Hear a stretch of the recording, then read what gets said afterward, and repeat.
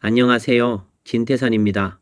중국 북부 지역에서 내린 눈으로 인해 논란이 된 가운데 서한의 33세 유씨라는 여성이 서한에 눈이 내린다는 허위 소식을 전파한 혐의로 경찰에 구금되었습니다.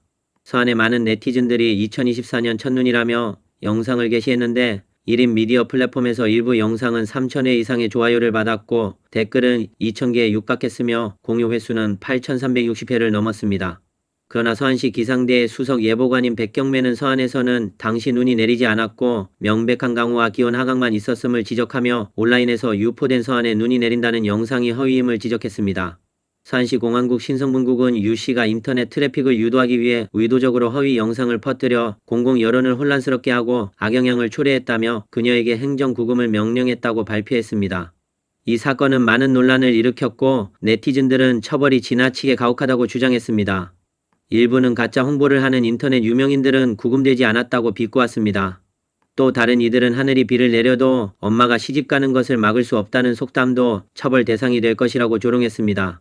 이 말의 의미는 자연의 이치나 피할 수 없는 상황을 받아들이라는 뜻을 담고 있습니다. 또한 일부 네티즌들은 이러한 허위 정보가 인터넷에서 흔히 발견되는 데 비해 지나치게 강력한 처벌이 내려졌다고 놀라움을 피했습니다. 그들은 기상 예보가 틀렸다면 기상국도 책임을 져야 하는가? 정부 관계자들이 찍은 홍보 영상도 처벌받아야 하는가? 라고 조롱하였습니다.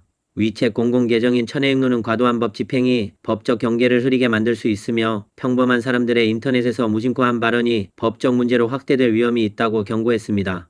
서한에 눈이 내린다와 같은 해를 끼치지 않는 영상조차 법의 경계선을 넘을 수 있다면 일상적인 인터넷 표현이 더 많은 제약을 받을 수 있다는 우려를 제기했습니다.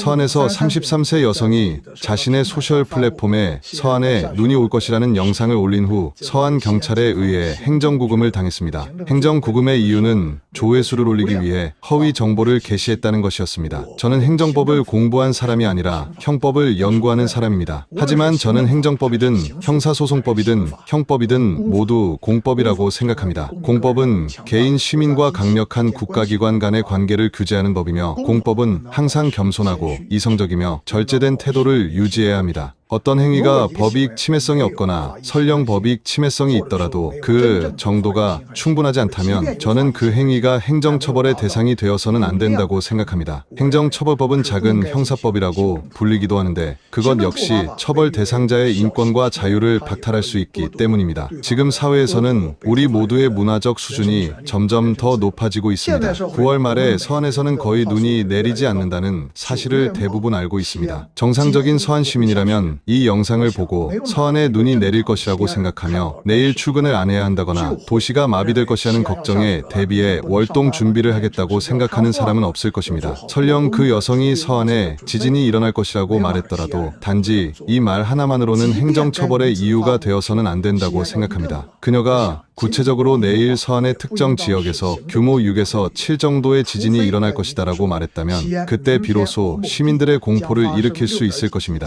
사실 오늘날 사회는 인터넷이 점점 더 발달하고 있고 국민들의 수준도 점점 더 높아지고 있습니다. 우리 모두는 정보의 진위를 판별할 수 있는 능력이 점점 더 강해지고 있습니다. 매일 엄청난 양의 정보를 마주하고 있기 때문입니다. 외부 세계에서도 중공통치하의 사회가 점점 더 혼란스러워지고 있음을 주의하고 있습니다. 최근 여러 명의 중국 변호사가 올해 중국의 구치소가 인원 초과로 꽉 차고 체포 및 유죄 판결 건수가 크게 증가하고 있다고 지적했습니다. 현재 중국에는 2,300개 이상의 구치소가 있으며 주요 용도는 체포되거나 형사구금된 용의자 그리고 일부 단기 복역자를 수감하는 것입니다. 그러나 7월 이후 많은 변호사들이 소셜 플랫폼을 통해 구치소가 심각하게 과밀화됐다는 사실을 알렸습니다. 예를 들어 사천 변호사 왕선은 12명이 수용될 방에 20명 이상이 수감되었다고 지적했습니다. 특히 더운 날씨 속에서 사람들이 너무 많아 옆으로 누워야만 했으며 에어컨은커녕 선풍기조차 없었다고 전했습니다. 중국 최고인민검찰원의 자료에 따르면 2023년 상반기 검찰기관은 36만 7천 명의 체포를 승인하고 76만 1천 명을 기소했습니다. 이는 전년 동기 대비 각각 18.5%와 6.8% 증가한 수치입니다. 또한 최고인민법원은 상반기 각급 법원에서 유죄 판결을 받은 피고인이 78만 8천 명에 달했으며 이는 전년 동기 대비 8.47% 증가한 것이라고 밝혔습니다. 변호사들은 체포 건수 증가 이후로 엄격한 단속의 증가 외에도 여러 가지 요인을 꼽았습니다. 첫 번째로 경제적 압박이 커지면서 경제 상황이 악화함에 따라 많은 이들이 다단계 판매, 사기, 돈 세탁 등 불법적인 회색 혹은 검은 산업에 뛰어들고 있습니다. 또한 수입 감소로 인해 불법 세금 환급이나 계약 사기 등 불법 행위를 저지르는 기업들이 증가하고 있다고 밝혔습니다. 또한 이전에는 범죄로 간주되지 않던 행위들이 이제는 범죄로 처벌되는 경향이 늘고 있습니다. 예를 들어 관련 자격 없이 소상공인 활동을 하는 경우 불법 영업으로 간주되어 기소되거나 가금 문제가 있는 경우 사기로 기소되는 사례가 늘고 있습니다.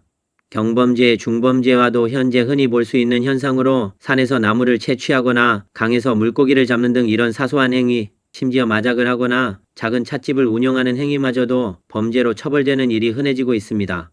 경제적 어려움이 커지면서 중국 전역에서 권리를 보호하려는 시위가 눈에 띄게 늘어났습니다. 프리덤 하우스 산하의 이연망에 따르면 2024년 2분기에 중국에서 발생한 항해 활동이 전년 동기 대비 18% 증가했습니다. 문석가 케빈 슬래트는 경제 문제와 관련된 항의가 전체 항해 사건의 75% 이상을 차지한다고 밝혔습니다. 영국 BBC는 하버드대 교수 마틴 화이트와 스탠퍼드대 교수 스콧 로젤의 연구 결과를 인용하면서 중국인들의 경제 전망에 대한 낙관적인 태도가 지난 20년간 급격히 감소했다고 보도했습니다. 특히 시진핑 집권 이후 이러한 추세가 두드러졌습니다. 연구에 따르면 2004년에는 약 60%의 응답자가 가정 경제 상황이 5년 전보다 나아졌다고 생각했고 미래 5년에 대해서도 낙관적이었습니다. 2014년에는 경제가 나아졌다고 느낀 비율이 76.5%로 증가했고 미래에 대해 낙관적인 비율은 73%에 달했습니다. 그러나 2023년에는 경제 상황이 개선됐다고 느낀 사람이 38.8%에 불과했고 미래를 낙관적으로 보는 사람은 47%로 하락해 2014년에 비해 26%포인트 감소했습니다. 반면 비관적인 사람들의 비율은 2004년 2.3%에서 2023년 16%로 증가했습니다. 이 연구는 2004년, 2009년, 2014년, 2023년에 각각 진행된 4차례의 설문조사에 기반한 것으로 응답자는 중국 전역의 20세에서 60세 사이의 사람들로 구성되었습니다. 다만 티베트와 신장은 제외되었으며 각 설문조사의 표본 크기는 3,000명에서 7,500명 사이였습니다. 중국 경제는 팬데믹 이후 지속적으로 침체하고 있으며 기업 도산 해고, 임금 체불이 이어지고 있습니다. 외국 자본의 철수도 경제 상황을 악화시키고 있습니다. 식음유업은 중국의 하층민에게 중요한 투자 및 고용 경로 중 하나인데 최근 몇 년간 심각한 타격을 입었습니다. 레스토랑 오너 인사이트에 따르면 2023년 한 해 동안 중국에서 폐업하거나 등록 말소된 식음료 기업 수는 135만 9천 개에 달했으며 2024년 상반기에만 이 수치가 지난해 전체에 근접했습니다. 북경 통계국 자료에 따르면 2024년 상반기 북경에서 연 매출 1,000만 위안 이상의 식음료 기업의 총이익은 전년 대비 88.8% 감소했습니다. 화이트 칼라 계층도 예외가 아니어서 많은 이들이 임금 삭감과 정리해고를 겪고 있습니다. 통계에 따르면 2023년 상반기에 A주에 상장된 41개 은행의 직원 수가 42,600명 감소했고 42개 은행의 직원 급여 총액이 7억 위안 감소한 것으로 나타났습니다. 특히 소비기술 산업에서의 구조조정이 더욱 심각한 상황입니다. 중국 정부가 인터넷 산업에 대해 강력한 규제를 시행한 이후 바이두, 알리바바, 텐센트는 총 6만 3천 명 이상의 직원을 감원했습니다. 경제에 대한 국민들의 신뢰는 낮은 상태임에도 불구하고 2024년 국경절 기간 동안 누적 여행객이 19억 4천만 명에 달해 사상 최고치를 기록했다고 공식 통계는 말하고 있습니다. 그러나 많은 인터뷰 대상자들은 이 현상이 팬데믹 이후 침체된 경제 상태에서의 일시적 반등일 뿐이며 경제 호황을 의미하지는 않는다고 생각합니다. 추비는 팬데믹이 많은 사람들이 지출을 줄이게 만들었기 때문에 올해의 여행 피크는 고통 속의 즐거움일 가능성이 높다고 언급했습니다. 매체 보도 또한 올해 국경절 동안 3억 3천만 명에 달하는 지역 간 이동 인원이 기록적인 수준을 보였음에도 불구하고 인기 있는 인플루언서 민박의 사업은 전반적으로 하락세를 겪고 있다고 전했습니다.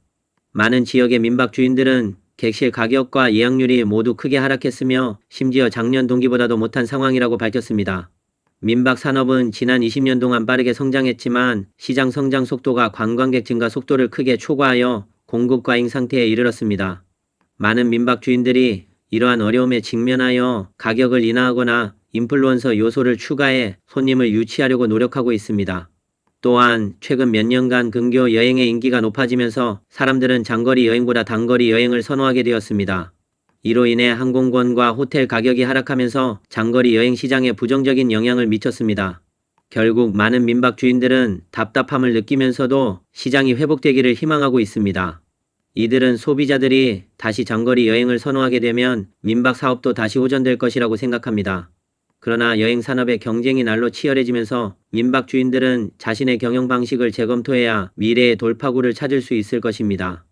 아강은 2019년부터 절강 무간산에서 민박을 운영하고 있습니다.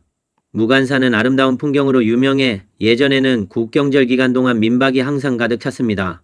하지만 올해 아강의 민박 대형 침대방 가격은 작년에 1,500위안에서 800위안으로 크게 떨어졌으며 예약률도 작년의 만실 상태에서 70%로 하락했습니다.